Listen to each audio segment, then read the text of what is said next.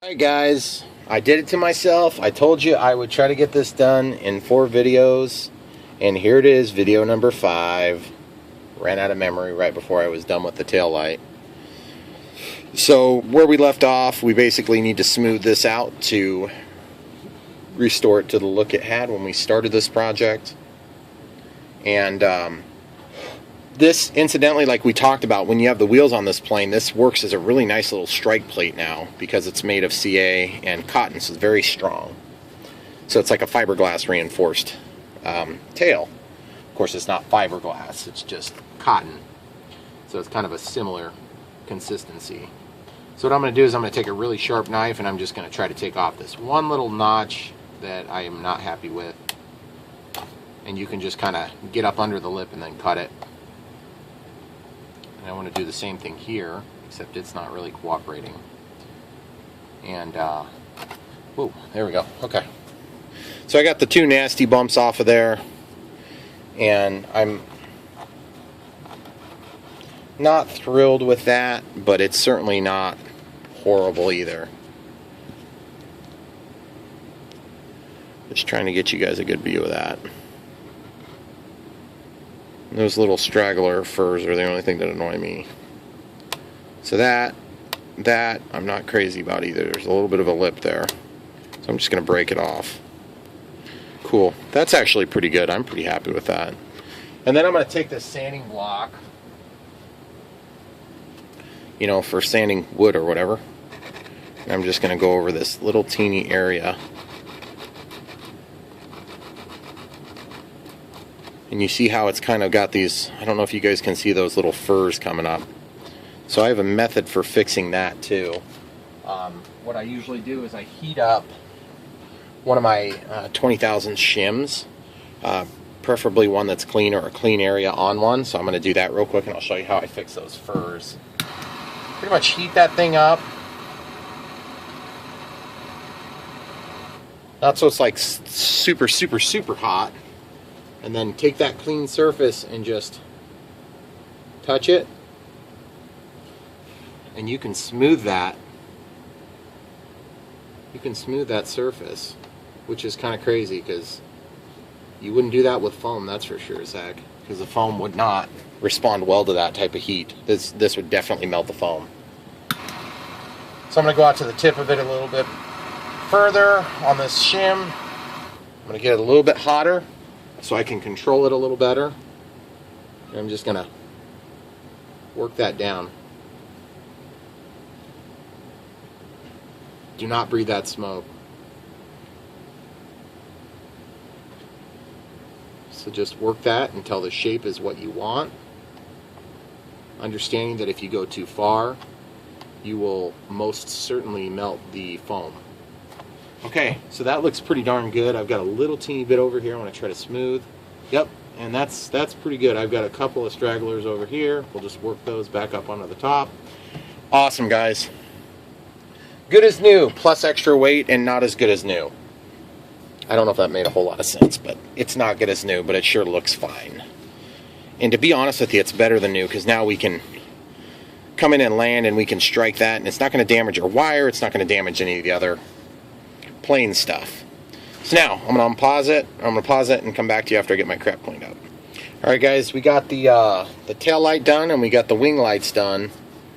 So basically at this point what I need to do is I need to figure out all my wiring, how it's going to terminate together. So that's my next step. So at this point I've got all this extra wire from the tail light, which is kind of a bummer. I mean, it's not really a surprise. We knew it was going to be like that. I'm just trying to figure out how I can hold this thing up to give you guys an awesome view. Look at that. Okay, so basically you see this wire all the way up into the front of the fuse. I just have it stuck into the sticky tack around the top there. I'm going to pull this up. You can see that's pretty lengthy. I'm pretty much 100% sure I'm not going to need that much length. So what I might do is I might walk it down and just glue it in a couple of spots to hold it in position so that it is out of the way. The other option is I might get the wing and just bring them over here close and we'll take a look at it together. Let's do that option.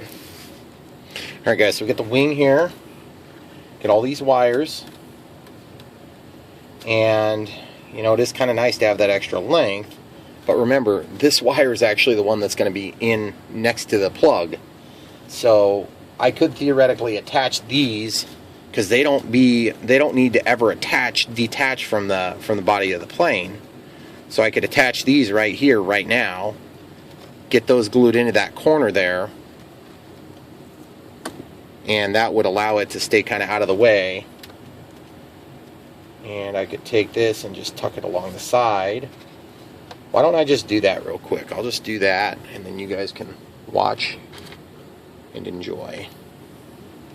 So what I'm going to do to get glue back there is I'm going to take CA on the tip of this cotton swab, Q-tip. I don't know, this Q-tip, some sort of a patented name. I don't know, I could care less. I had this video for my P51 the other day where InGrooves had complained about me using a song, so they decided, you know, the way that would be fairest to resolve that is to take full credit for 100% of the video. I was like, okay, well, that doesn't make sense to me, because it was in the background. It should be fair use, first of all. But anyway, so I waited for a month for them to, you know, twiddle their thumbs and think about what they were thinking about. And they decided at the end of the month my dispute was going to be basically, oh yeah, it's ours, so yeah. So I wasted a month of dispute process on that video, and it didn't make me think too highly of that company, let's put it that way. So for the 35 seconds or whatever it is in the background where you could hear their song, which, you know, is a copyrighted song and all that, I guess, they decided that they had ownership interest in my video. I mean, granted, I had like 600 views, so it was like, you know, 1 cent of profit. But evidently when you do that a lot, then you end up with some money at the end of the day, or they wouldn't be doing it. But I wasn't really thrilled about it, let's put it that way. So if you guys have ever had that happen, it's kind of annoying to me too, because I'm using Pandora, is what I was using at the time, and I'm listening to the advertisements that they play. So essentially, it's not a paid subscription at all. So it's just kind of in the background. Right? I'm no copyright lawyer, and I don't want to pretend to be one on YouTube either. So I guess I'm not going to be playing music in the background, which sucks, because then I'm doing these videos for hours a week and I got no video, or no music to listen to. Hey, look at that, guys. That window's kind of seeping out there. When I'm done, I'll glue that with some CA. Alright, cool. So let's actually just pull this out of the way for the moment and come right back to that spot of it. Okay, so my next step is going to be to hopefully just unplug this wire, or this set of wires. Okay, so we got that unplugged. That's going to be where all our wires are going to attach. All of them, every one of them. And this now can be either looped or terminated, and I'm thinking I'm probably just going to go ahead and terminate this. So what I need to do is I need to be mindful to take my negative line, because that's where the resistor is. I'm going to probably give a couple of twists in this wire so that they stay as a pair. But this black wire is the one that I need to put the resistor on.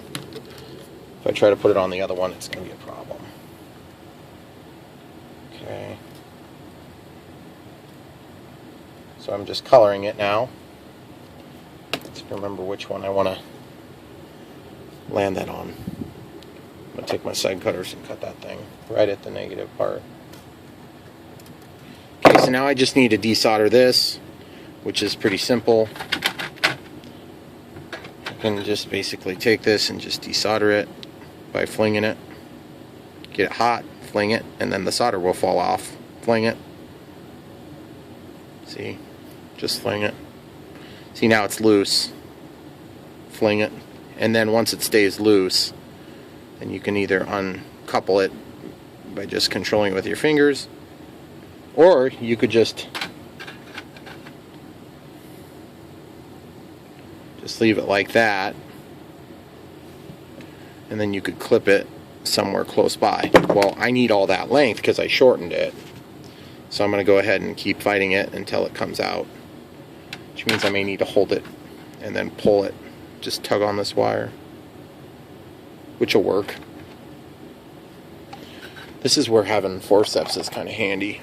You can clamp onto that. Use the weight of the forceps to kind of pull on it. Then you can heat that wire, and that heat will transmit down, and it'll pull it right out. Then all I got to do is just clean this hole so that I can get the new wire through it, which honestly is not that big a deal. See, I've already got it cleaned up so that I can get a wire back through that. You guys can see that. I'm not sure if you can make that out. Alright, cool. So now my next step is going to be to clean this negative wire so that I can reattach the resistor. I'm actually going to untwist those because they're going to be glued down there. And I just don't want that much extra length. It's just going to be a pain to deal with it. Okay, so the next step is I gotta solder this on right there. I gotta solder that wire. So this is always awkward because I'm soldering right above the danger zone, where if I have a drip, it could potentially drop into the airplane. You just got to be really careful. And sure, you could like put crap in there if you wanted, but I don't know, I've never really found that helps too much. Alright guys, you talked me into it. The reason that you talked me into it is because the board is right below it, so it's kind of a high consequence if I make a mistake. Just because you drip solder on another circuit board does not mean it's going to stop the circuit board from working, by the way. And I'm sure some of you guys already realize that, but anyway, okay, cool. So you got that attached on there mechanically. Now we're just going to shoot a little bit of solder in there.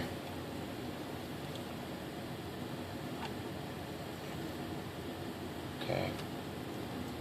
So now I just need to grab this, heat it, let it square up.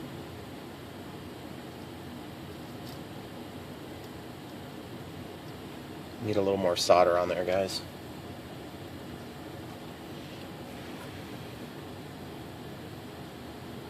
Okay, so we got that soldered. That should be a perfectly fine connection point there as soon as it solidifies, which it did. Okay, so now the next step is to make the positive lead terminate approximately the same spot so that it's not a huge big mess. Okay, so there you go. So that's cut now.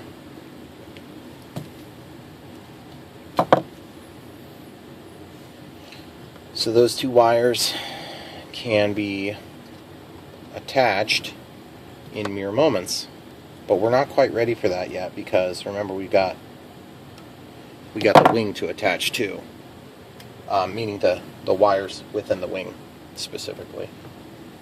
So our next step is actually going to consist of getting this tip cleaned, ready to receive solder.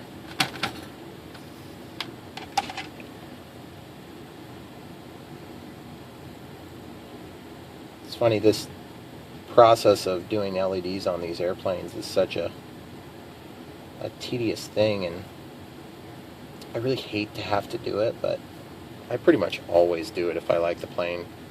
One of the only planes I really do like that I didn't do it to is the A10, the free wing A10 64mm, just because there's like about a 0% chance I'm ever going to fly that thing at night or at twilight, just because it's a handful to fly. Oh, and then the other one I haven't done that to is my Lancaster, just because it flies poorly. So someday maybe I'll do it, but at this point it's probably not a priority for me.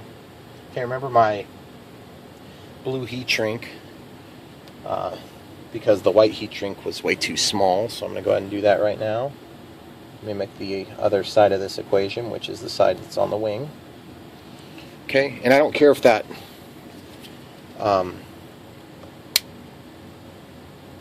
resistor is exposed, because the resistor doesn't conduct anything in terms of the case. Okay, so we got that shrunk down. Lick my fingers. Woo! That was warm. I didn't even feel it, but I heard it. Okay, so that's done now. So that's ready to be hooked up directly to our wires. So at this point I could do it, but I need to bring the wing over so we can attach all of them together. This is going to be a tricky thing. Hopefully we don't have any problems. The other thing is I don't want to accidentally forget to reattach the ailerons, so I need to be careful about that. Okay, so at this point I just need to basically support this wing somehow to get it up close to where I'm working.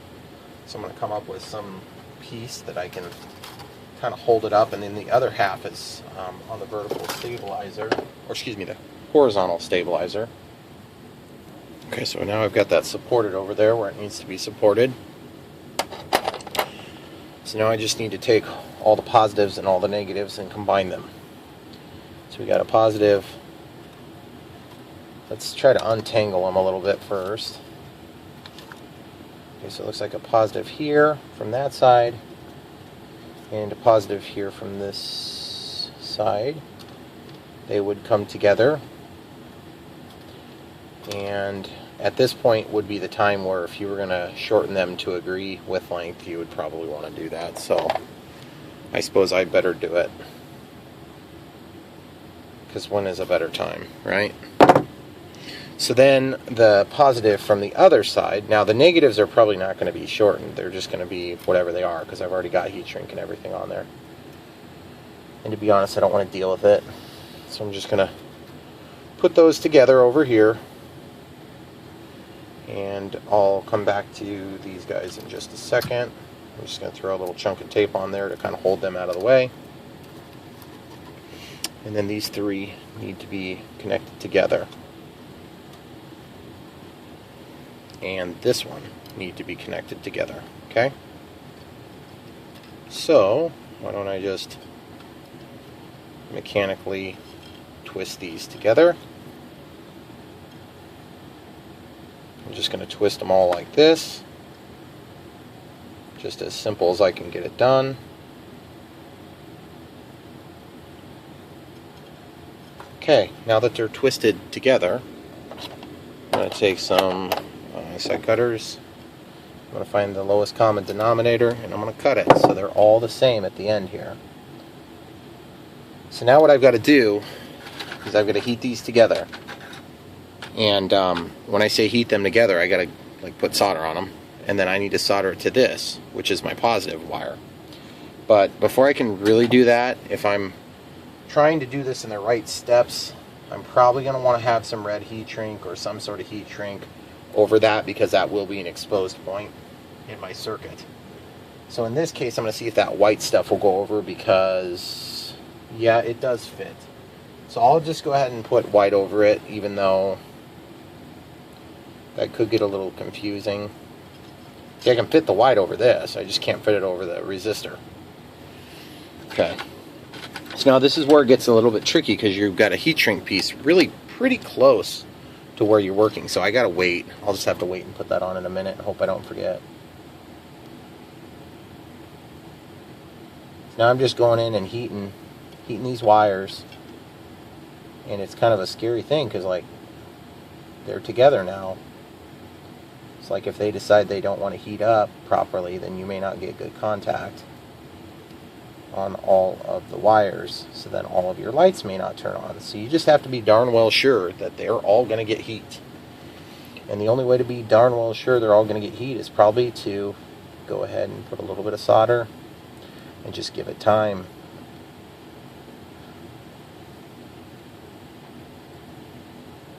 But you don't want it to be so much heat that it goes back and melts your foam.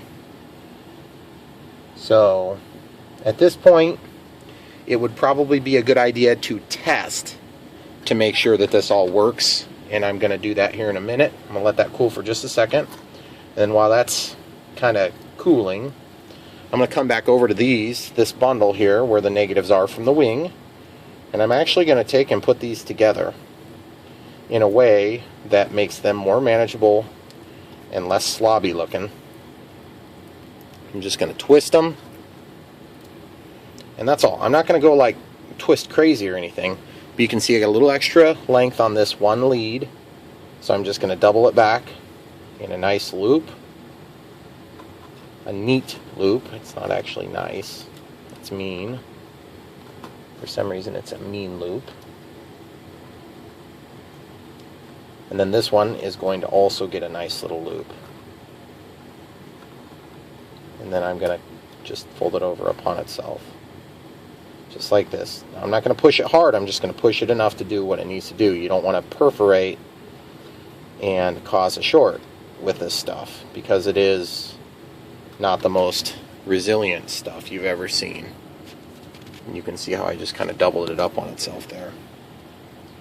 So now at this point I could twist it a little bit just to kind of keep everything in one chunk.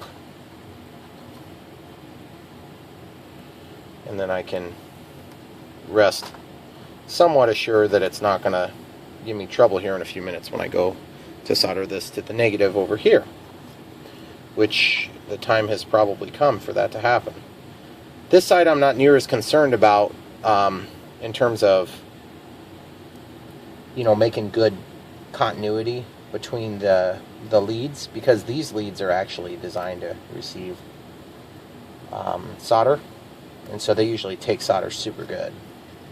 But then this stuff here, you got to melt that exterior coating off. So I'm still a little bit nervous, and I've not had a lot of experience with it, and the little teeny bit of experience I do have is arguably not great. Let me get this tape off of here. Okay guys, now I'm just taking these resistors, which are on, of course, for us, the negative side of each of these LEDs, and I'm just twisting them together to give them some mechanical strength. And when I get ready to solder these together, then they'll go to the brown wire on this connector that's going to go into the servo wire. So just wanted to pick that back up real quick, and I'm going to solder these together so that we can test it.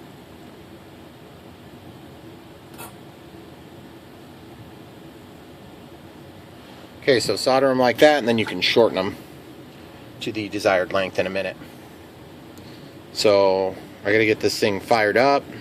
I'll come right back to you when it's on. Okay, so we're just waiting for this thing to reinitiate again. And the safe just did its normal process. So everything's working. So now it's just a matter of touching the brown lead from our little test thingy to the brown, to the negative, and then the positive to the positive. And it would appear that it's not working right now, and I'm going to figure out why here. And it might take me a second.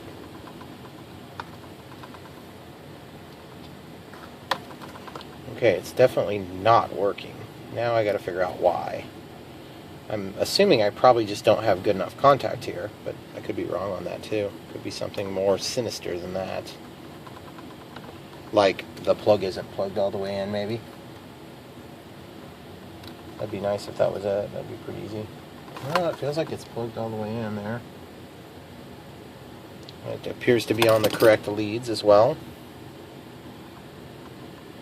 So the negative side. Oh, there we go. Maybe it wasn't plugged all the way in. Okay, so we got white, green, all the lights turned on. So what I'm going to do is I'll turn this so you guys can get a quick view of that. And then we'll test it again. You can see the lights are on.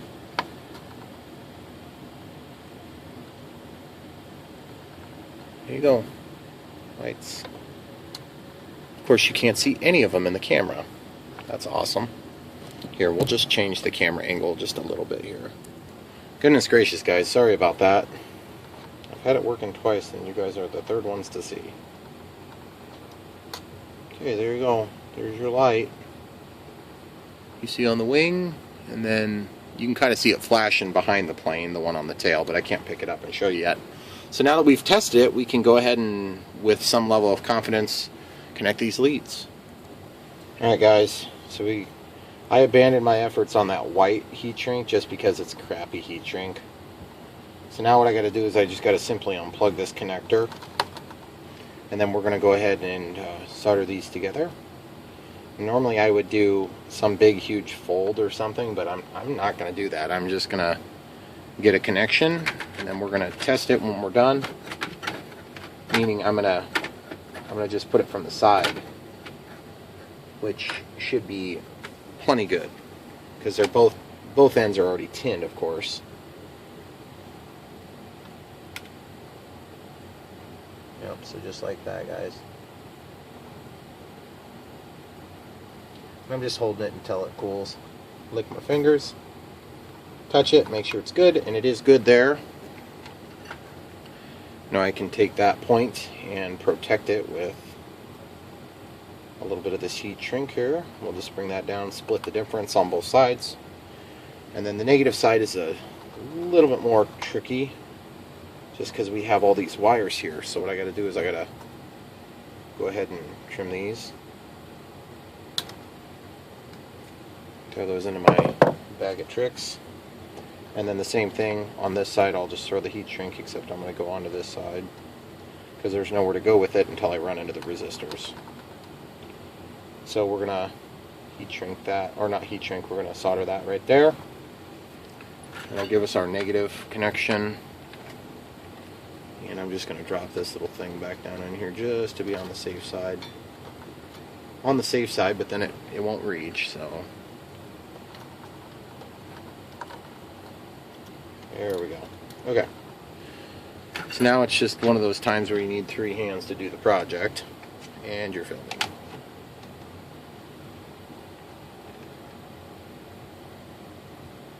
Just gonna put a little bit of solder on that to freshen it up. And then I'm gonna come over here. Just gonna touch this. Yeah, awesome. Good enough, guys. Okay, that's cooled enough to touch. Now I can just kind of work that up as high as it needs to be. Now before I heat shrink it, unfortunately I'm probably going to want to test it again, just because I'm that type of guy. Gotta put this on. If you don't test this crap, you're going to get burned. It's going to be a pain in the butt. It's going to be like 4 times as much work to try to fix it later.